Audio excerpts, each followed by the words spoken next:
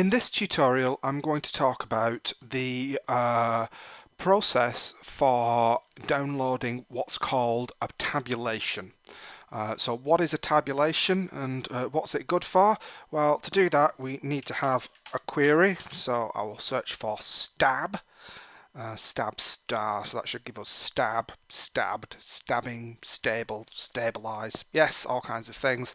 That'll do as a nice little example. So we pop that one in.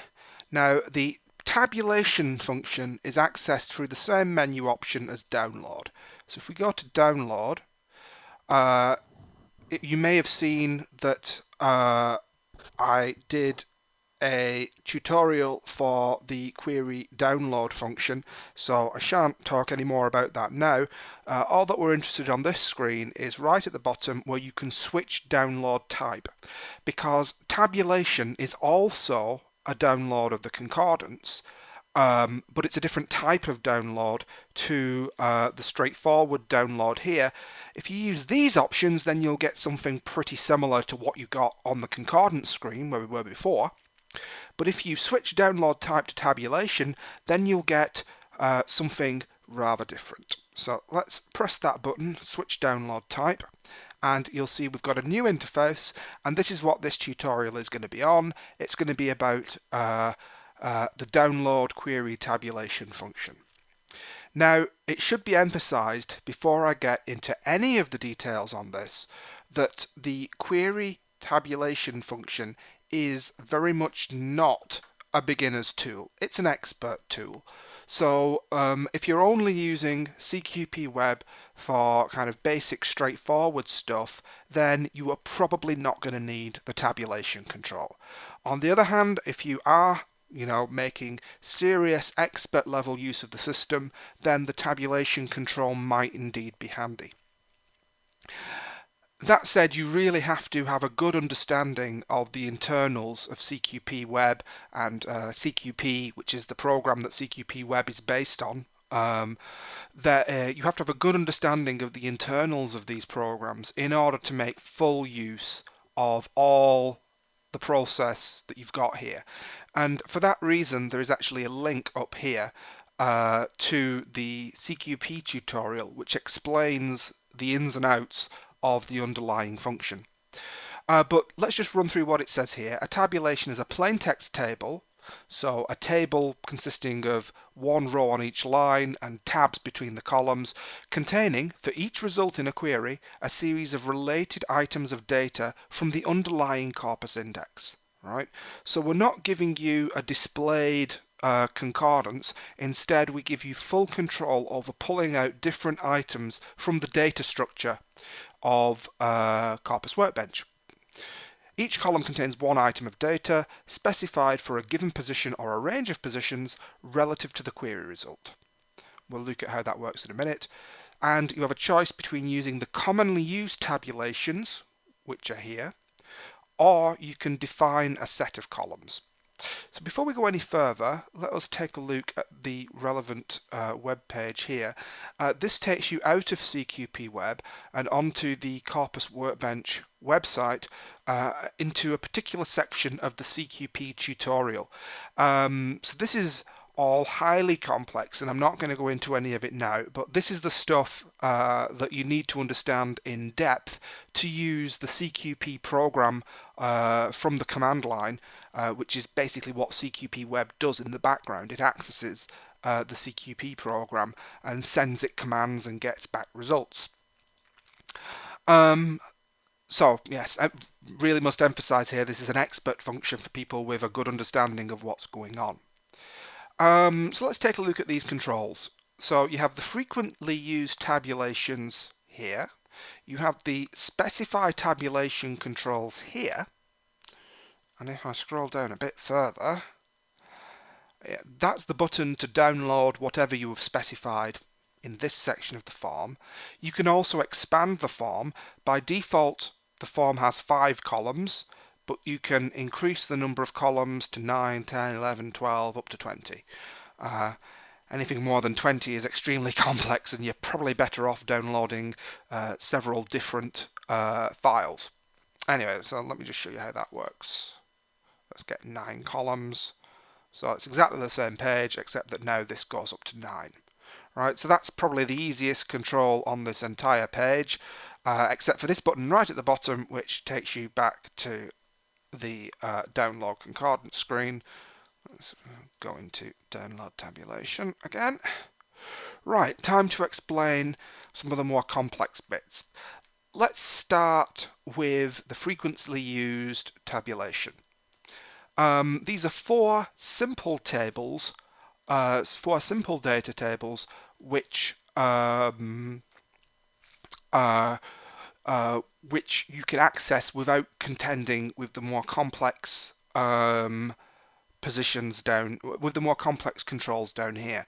So let's take a look at each of these to illustrate what these simple tables are, and that'll make it easier to explain the more complex tables.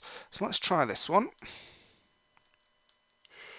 So we download it, and up it pops, and it's open in my text editor now. So if I drag my text editor in, you can see that this is a very simple one column table where we've got one data item on each line for each query result, and it's simply the word that matched the query, right? So this is, if you like, it's the central column from the concordance.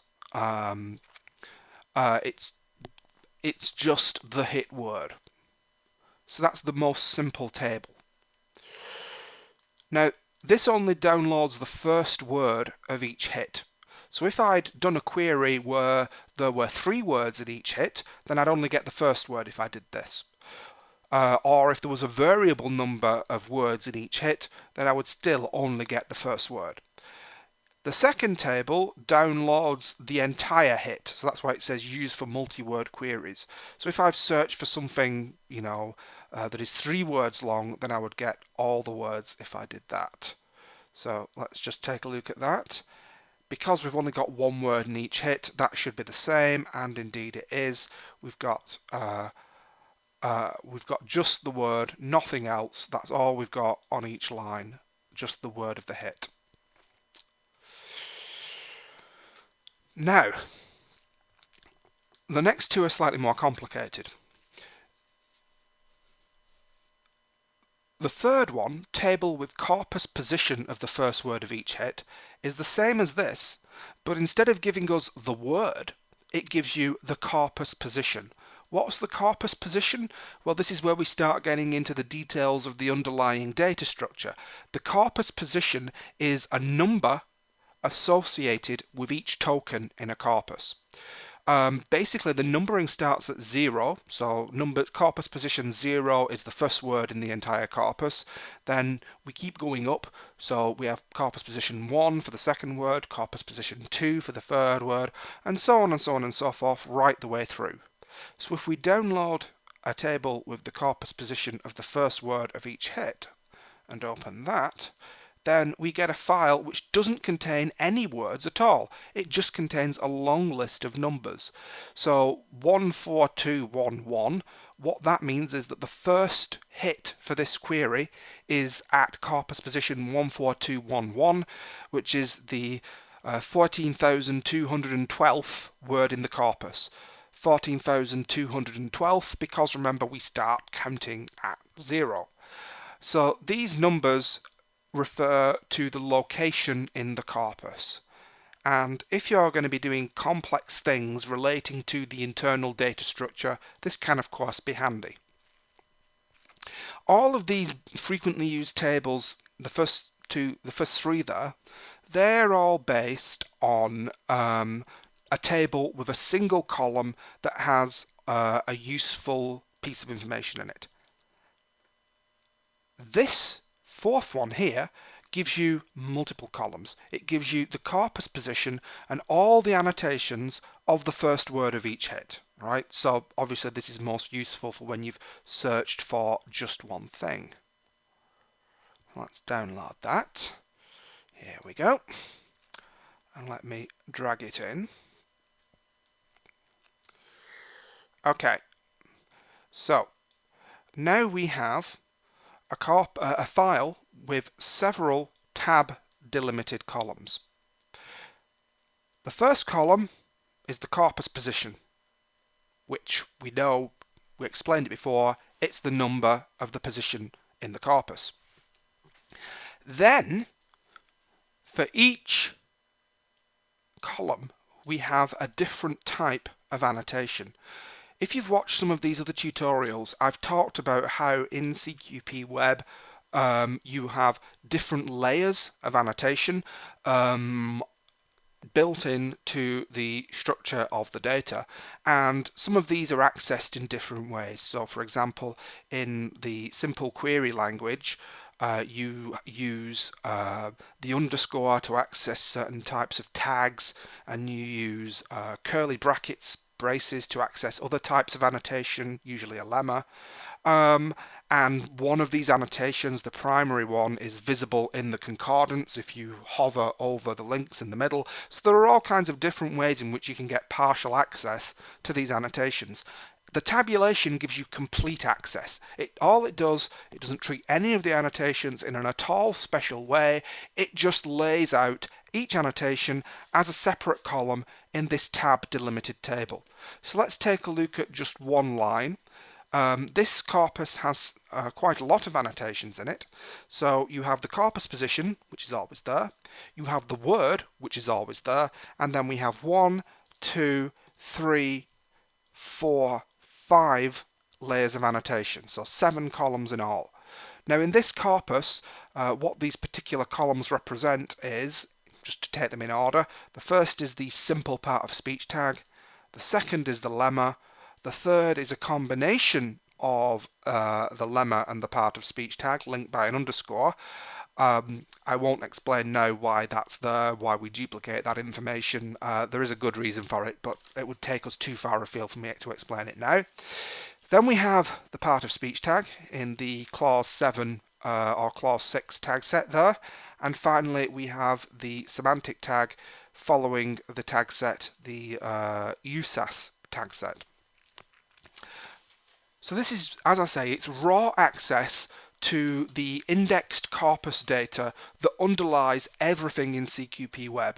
All the fancy displays, all the fancy functions, everything you see is basically done by performing different operations on this underlying index data, and the tabulation function gives you access to that structured data. And as I say, in that fourth button, you get for the first word in each hit of your query, you get the corpus position plus the word plus all its annotation. Okay. However, we can also customize, and that's what this lower part of the form does. So that's what we will look at now. When you customize, what you do is instead of taking a set pattern of columns, you define as many columns as you want, and you say what you want in each column. And then the system just tabulates out for you from the underlying index whatever you have specified that you want. So let's start by replicating one of these simple tabulations in the using the complex interface. First of all, let's just look at these two little controls here. The first one is the operating system choice. It should be set to the right thing already. I'm doing this on Linux, so Unix is correct. If you're doing it on Windows, then Windows should be pre-highlighted. If you've got an old style Macintosh, then that should be pre-highlighted. All this does is make sure that the text file you get has the right kind of line breaks for the computer that you're on. Then you can also specify the name of the file that will be downloaded. I'm just going to leave it as tabulation and keep going. So, what do I do? Well, I set up each of these rows in this form to describe the column I want. Now, to get something that's the same as this, I would set up one column which contains the first word of each hit. So what I need to do is firstly specify the attribute that I want. Attribute is the technical term for the different layers of annotation. Each layer is a separate attribute. And when you drop that down, you will see that you have a choice of either the corpus position number, which is that special number indicating the sequential position in the corpus, which I've talked about before, and then you have a series of short handles for the different attributes in the corpus. Note that these are the underlying control codes that are used for each layer, for each attribute. So, for instance, in other parts of CQPweb, if you access the POS layer, then it gives you the nice explanation that this is a part of speech tag. In this control, all you have is the underlying control handles. So you need to know what each of those actually means. So let's say we want, yes, we're trying to reproduce this kind of table. So the first kind of table up here is for words, and it's the word of the first word of each hit. So that means that we want to begin at the first word of each hit and end at the first word of each hit. So now let's look at the begin at and end at controls for each of our columns. A column can contain a value for a particular attribute for a sequence of words defined relative to a particular position defined in terms of each hit. So first of all, to define a position relative to each hit, we have to start by saying what we are anchoring the position on and then say what the offset is. So if our begin at position is match, what that means is it refers to the first word in each hit. Match end is an anchor referring to the last word in each hit. Target and keyword are two special terms. Keyword does not mean here what keyword usually means. These are terms that refer to the underlying CQP system. So if you want to know what target and keyword means, you'll need to get to know the details of targets and keywords in CQP. It would be too far afield for me to explain them in this tutorial. But match means the first word of the hit, match end means the last word of the hit.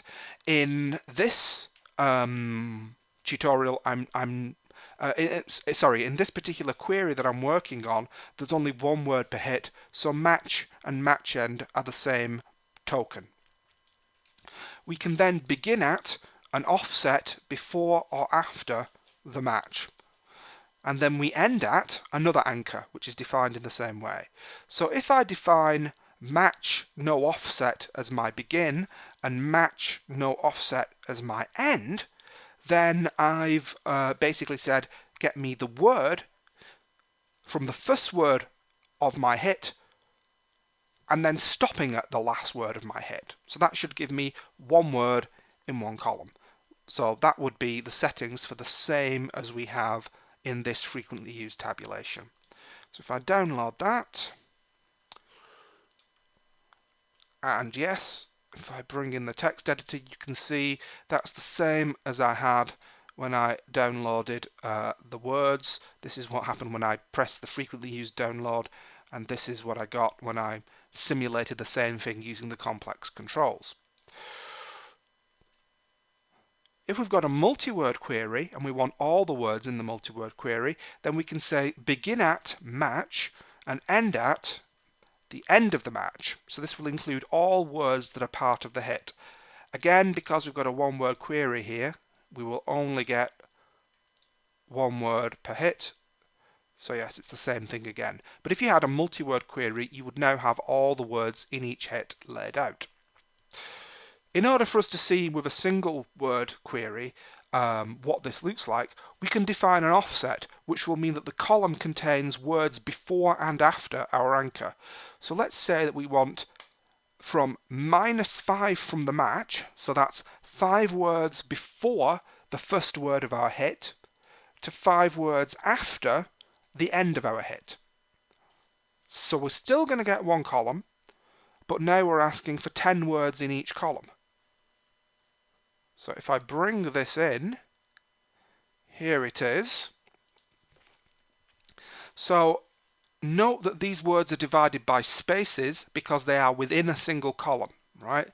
They are not separate columns. This is still one column.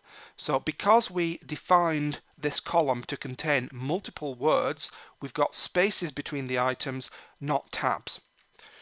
So here you've got the hit and 1, 2, 3, 4, 5 words before it, 1, 2, 3, 4, 5 words after it. We could just as well have said start 5 words before the match and finish at the end of the match.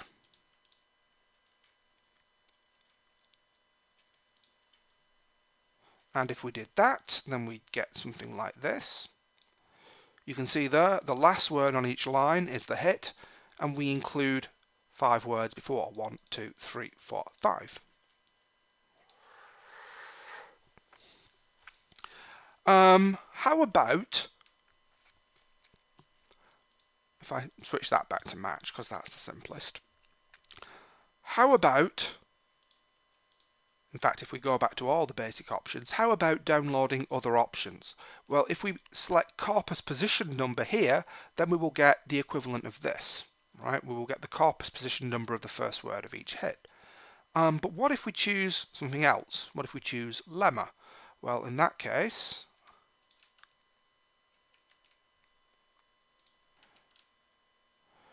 we get here, you can see it's the tagged lemma, the combination of lemma plus simple tag, downloaded for the first word of each hit. Or if we choose semantic tag,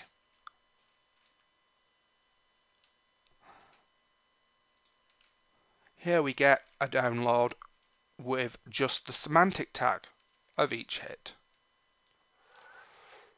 Okay, well, you can see how this works, yes? You select what you want, you get a column containing it for as many words as you specify here. So for instance, if we want the semantic tags of 2 words before to 2 words after,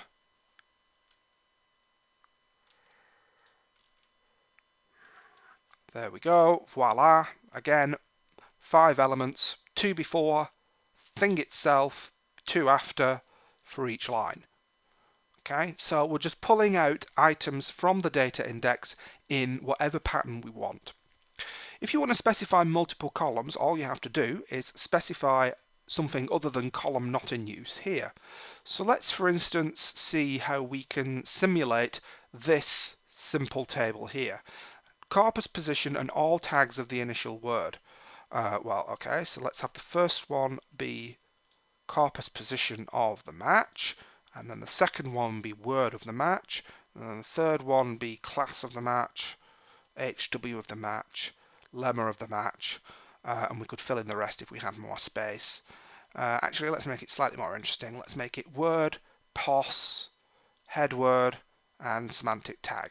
Those are the most useful annotations. So now we've got 4 different columns for each corpus position, plus the corpus position number for the first word of each hit.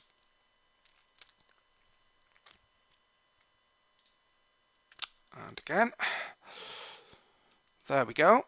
5 column table, corpus position number, the word, the part of speech tag in C6 tag set, the lemma, which you can see if you go down that the lemma, for example, if it's stabilized verb, then the lemma is stabilize. If it's stables, then the lemma is stable. And then in the last column, the semantic tag. Again, precisely what columns are available to you depends on how exactly the corpus has been set up. Let's say that we want all of that, but we want it for 1 word before to 1 word after.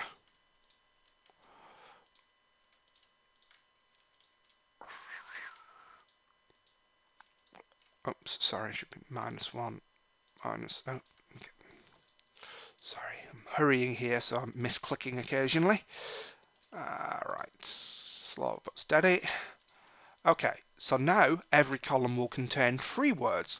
The word before the hit itself, and the word after the hit.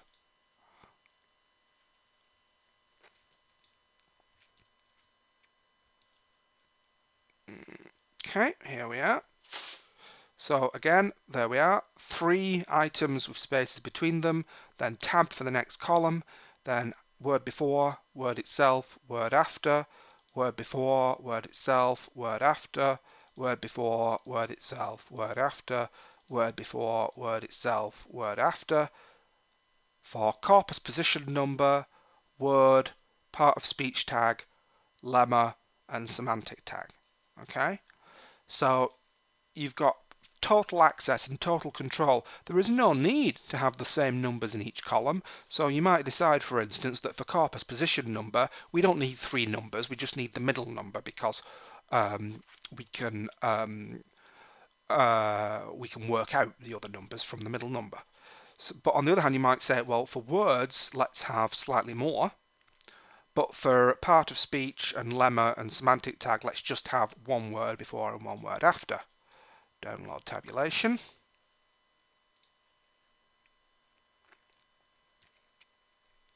Here we go. So now we've just got one number in the first column, but we've got 3 words before, hit, 3 words after in the word column, and then just 3 things in each of the other columns. So you can see how you've got total control over the download. The last thing to explain is the normalize control here. This is, in my opinion, something that is not commonly used, but what it allows you to do is to make everything have the same case. In the sense of uppercase or lowercase, that's capital letters, small letters. So if I tick, for instance, actually no, there's no point folding case on the position number, but if I fold case on everything else and then download